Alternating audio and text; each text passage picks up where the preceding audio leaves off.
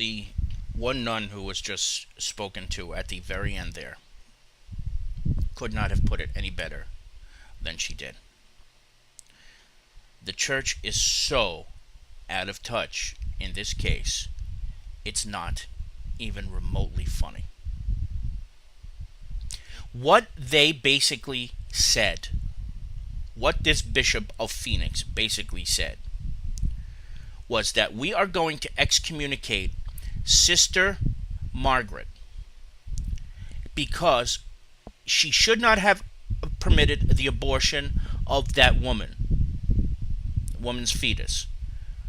But it would have been okay for her to ignore the fact that if she didn't do the procedure, the woman in question would be dead. I want you to think about this for a second here. This is how asinine the church's thinking is right here.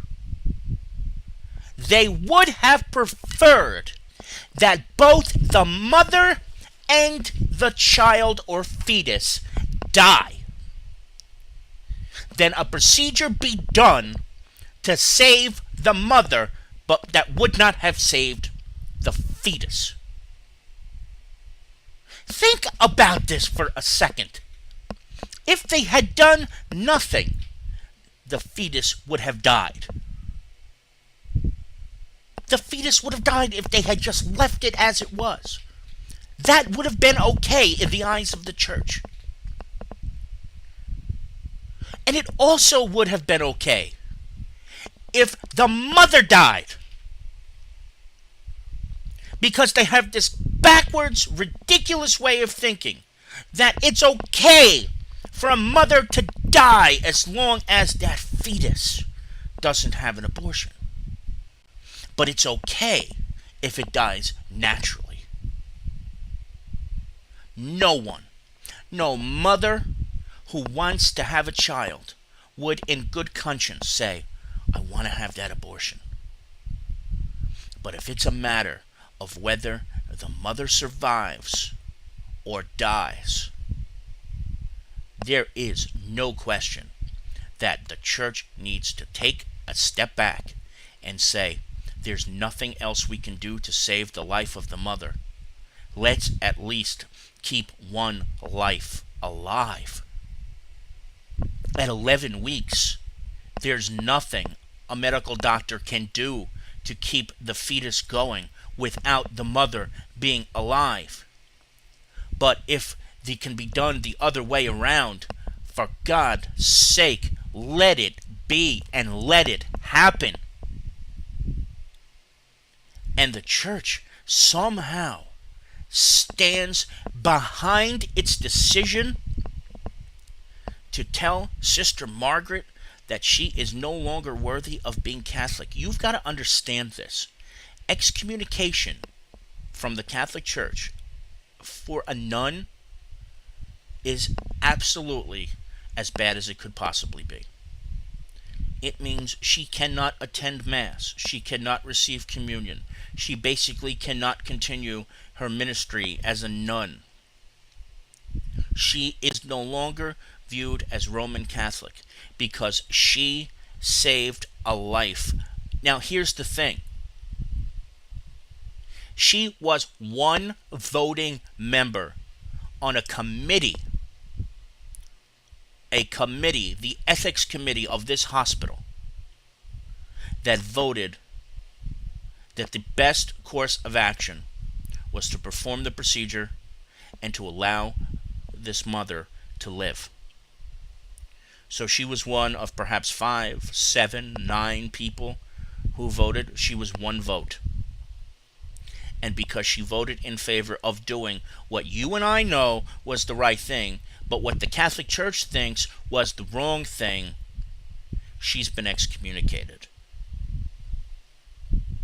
And the truth of the matter is, as much as it's an apples and orange comparison, what that priest said in the video clip about how the church is so damn quick to act when it has something to do with abortion and or a woman and a nun, as compared to the snail's pace that it moves on when it has something to do with a priest or sex abuse or touching a minor's penis or doing something grotesque, as thousands of priests have done over the last 50 or 60 years. They take their sweet ass time. They don't make any rushed decisions. They don't excommunicate half of those people who do what they do. They just reassign them to other parishes so they can do it again. But this woman who dedicated her life to ministry in a hospital, this woman who did everything in her power over the years to do the things that she felt were right for her patients and for the patients who not all were Catholic, by the way. This bishop who's got his head so far up his ass he's probably licking his own balls. This woman loses not only her position in the hospital, but she loses her ministry as a nun. And there is nothing more degrading, there is nothing more disgusting than what this bishop has done to Sister Margaret. Not only should she be reinstated in her position, not only should she be reinstated as a Catholic woman, she should be given the highest medal available to nuns for her decision to save at least one life.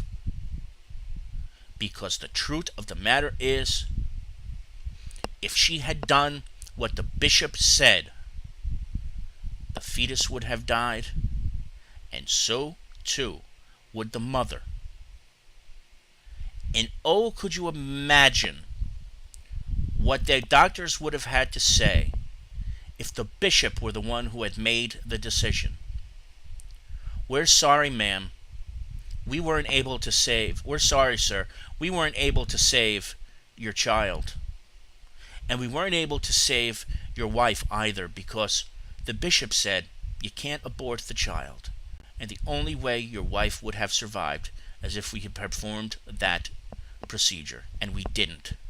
Just think about it for a second and realize that this takes the cake as perhaps the single dumbest move the church has made in the last couple of years.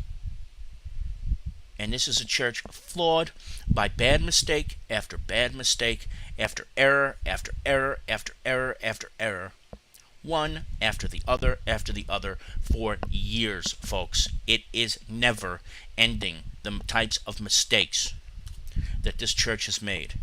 And now this one, the worst one I have ever seen, not involving a priest. Sister Margaret not only should be returned, she should be a hero. And not only should she be a hero, in some people's minds, seems like she'd make a pretty damn good pope. It's 50